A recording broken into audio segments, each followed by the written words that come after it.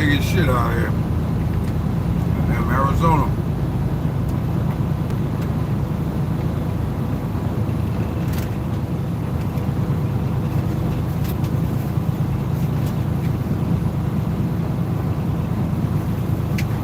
In the middle of fucking nowhere.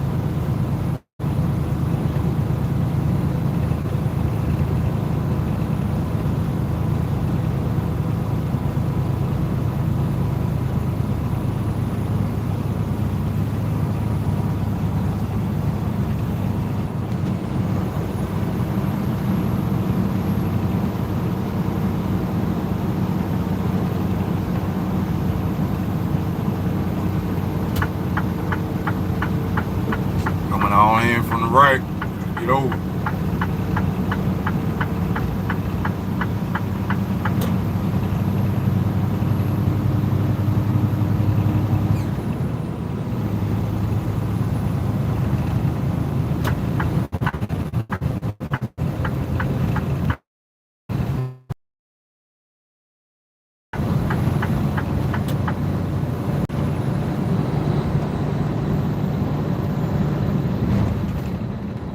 Y'all enjoy this scenery out here, man. This is the most beautiful country on this planet right here, man.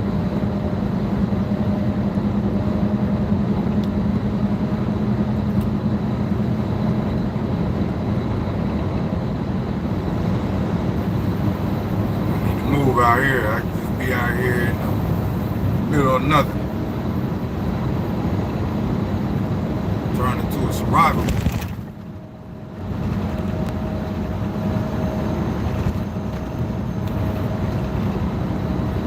Mexico, 61 miles out.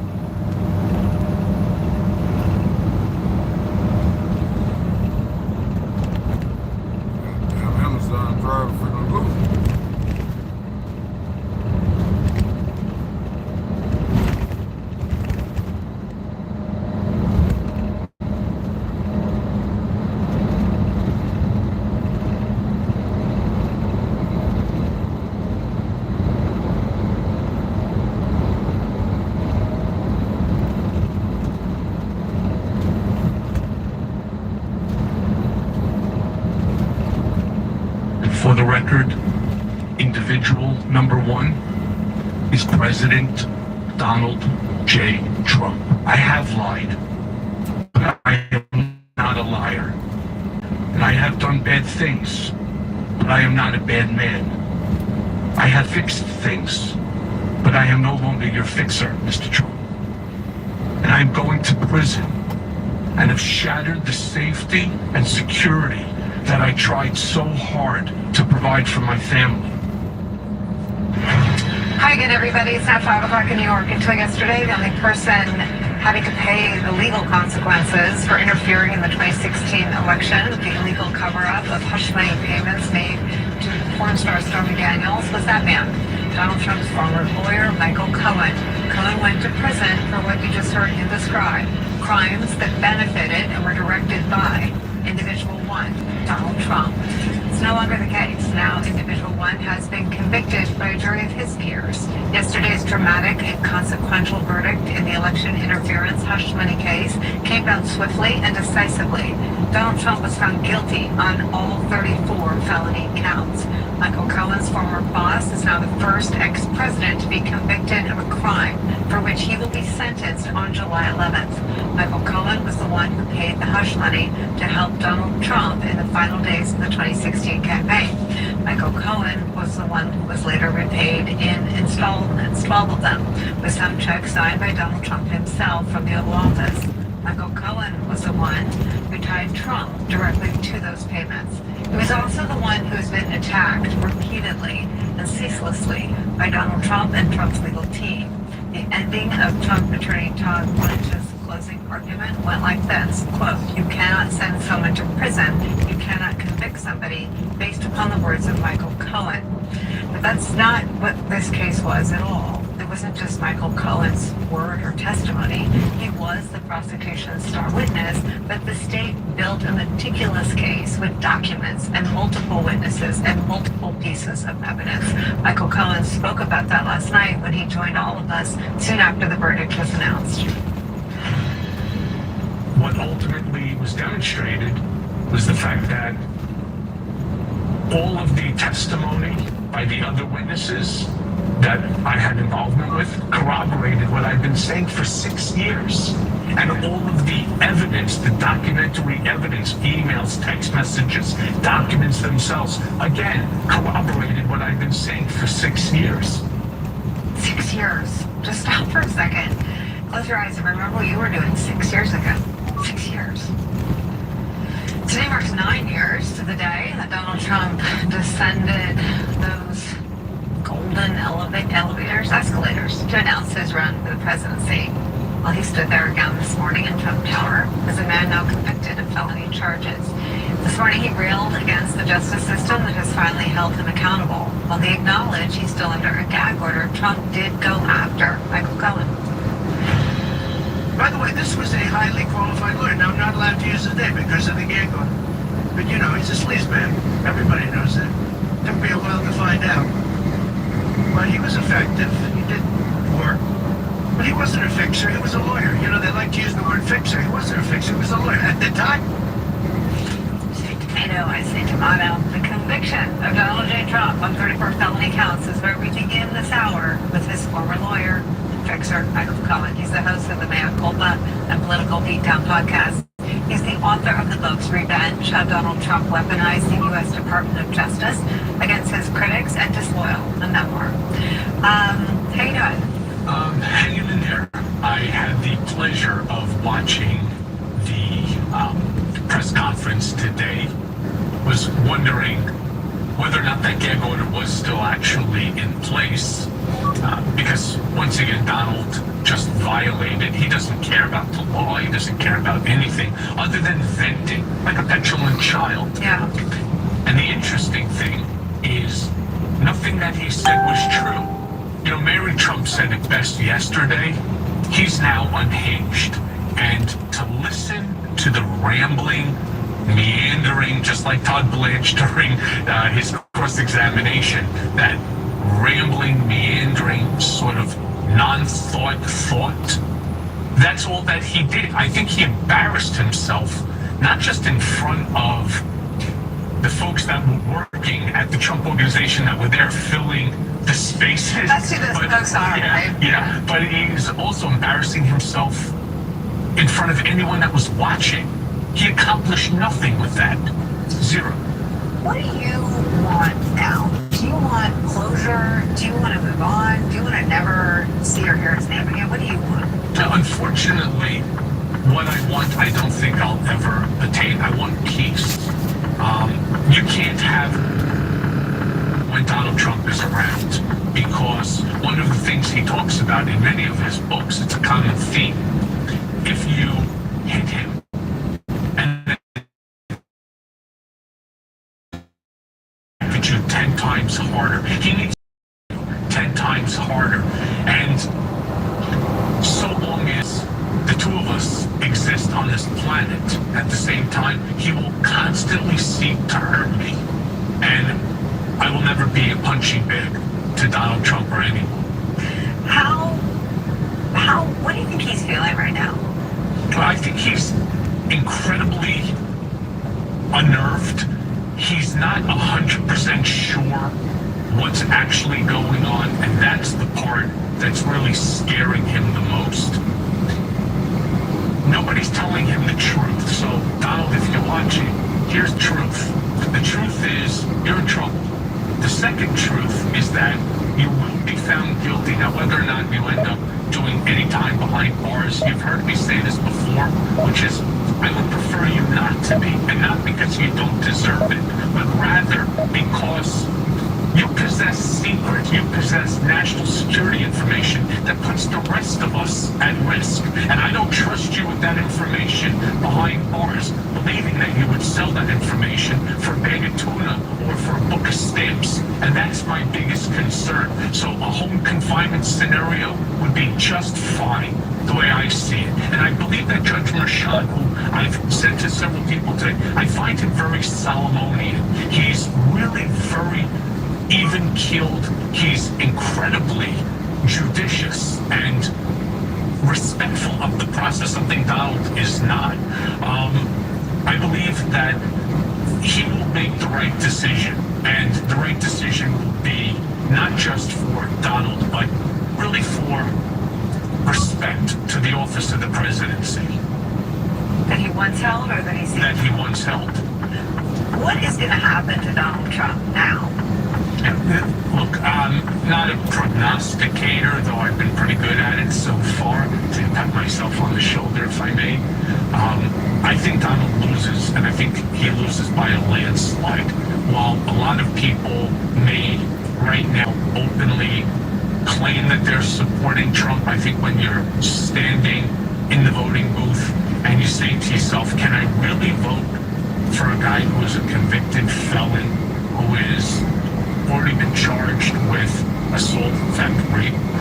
Can you go with somebody who is absolutely unhinged and says the wild and crazy and stupid things that this man says? Can you really put America in that position with whether it's adversaries or allies, with foreign dignitaries, where he will disrespect anyone? He won't do anything so long as it benefits him. He will sell, as I believe that he has already done, shown top secret documents to adversaries or to folks who have no right to see those documents. We know that the Australian billionaire at Mar-a-Lago, the fact that the guy's a billionaire doesn't give him rights that you and I do not have. He did not have the right to see those documents, but Donald started waving them around like they were a comic book or, some just random piece of paper. They are not. They are secrets that put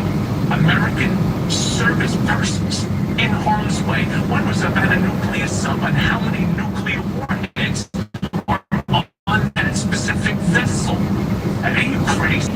I mean, who tells anybody that? It makes no sense. How about the fact that in Helsinki, he had no representative with him, and he was talking to Vladimir Putin, a KGB agent who was with Putin's translator, and he's just randomly talking. And the problem with Donald Trump, when he talks, he says things, and that's the danger. He thought you would act differently, I think, on the stand. And I accept all the analysis that suggests that he was sort of quarterbacking his own criminal defense here. I think that's your theory. Well, Todd Blanche said it himself yesterday. He said, I mean, talk about now an attorney throwing his client under the bus. You know, look, did you really think that Donald Trump didn't actually coordinate the strategy of this defense? Well, by the way, as I called last night, thanks to Tanya, I called Todd Blanche the slut, the stupidest lawyer on the planet, right, of all time. He is. How do you, as a competent attorney, or maybe incompetent in this case, allow your client to dictate to you a strategy of a defense when your client, not only is he unhinged, but he is not a lawyer. He doesn't know how to set up a proper strategy, especially. Can you explain that to me? Because he allowed you to set up a criminal conspiracy to influence the 2016 election. How does it happen? Well, you end up doing things because Donald Trump directs you to do it. He tasks you to do things, and you do it. Now, mind you, I didn't do it on my own. I did it in coordination with him, Right. with Alan Weisselberg, with David Becker, with Dylan Howard, and with Hope Hicks, and a multitude of other people as well. You know, I wasn't alone. I'm just a dope boy to pay it because nobody else had the money to Are you do it. surprised that there's still people doing things? I'm blown away. I mean, I used Mark Meadows as the example from last night. And there's 100 others that are willing to fall onto the sword for a guy who doesn't understand what the word loyalty is. I've said this in my books. Right. He's like First Avenue, one way. There's only one way with Donald Trump when it comes to loyalty, and why people haven't seen. Look at Rudy Giuliani. Look at John Eastman. Look at Jenna Ellis. Look at myself. Look at Mark Meadows. Look at dozens of people who are now criminally indicted. Right. All for what? So that Donald Trump could come back to the White House, so that he could grift off the American people and allow his family to grift off the American people. Let's talk about your testimony, because I think that, and I've said this to you, I think the frame around it in the media was really shallow, and I don't think it meshes with what the jury experienced with you. I think you went in there and you told them about your journey. You spoke in a really nuanced way with some affection about some of the earliest years where you worked for the Trump Organization. You said it wasn't all bad. I had some incredible experiences. I enjoyed my time, with Donald and with my colleagues. There were incredible learning experiences. There were projects that I never would have had a chance. I talked about it. I had an opportunity as soon as I started there. I was able to work on creating a 1,000-acre landfill remediation project. I mean, I learned things about like how to create a passive methane gas collection system. I never knew how to do any of that. And I learned it with my friends that were colleagues of mine at the Trump Organization. We figured it out. I mean, we didn't have anybody instructing us. And that challenge to me was extremely enticing. Then he placed me on the board. It was Donald, Alan Weisselberg, and myself, 3 convicts. Could you imagine? We're the board of the Miss Universe Organization. Right, the 3 of us. So what do you think it was about sort of your strategy? And you were on with us last night with your lawyer, Ryan Perry. What was the strategy of telling the whole story? You didn't just come there and start. I don't know if everyone in the American media has heard it about really. You told the story of the journey that you didn't go back to your old office. You started right away. That you didn't offer the sort of the political hits that sometimes take on shows like this. You told a fuller story, and I wonder what you think the value was in that in terms of the journey. So, I think Alvin Bragg, Susan Hoffinger, and Josh Steinglass, just to name 3 of the folks that were involved in this, the main folks, I think they laid out the strategy for a conviction brilliantly. Absolutely brilliant. You know how many pundits even on your show came back? Oh, Michael Cohen's going to go in the middle, right? If there's 20 witnesses, he'll be like the 8th, the 9th, the 10th, 11th. Oh, okay, not you. It's other television shows and other channels as well. They always go, oh, he's going to go in the middle. You know, you don't want him at the beginning. You don't want him at the end. They're going to put him, sandwich him because he's a flawed character witness and all that. Great analysis. You're wrong. The strategy, Hard to listen to. very much so, but I really didn't. I really shut off my television. I shut off my social media. And the reason that I did it is because listening, it just didn't make any sense at all. Their strategy, which again, I believe was brilliant, put the 19 other witnesses before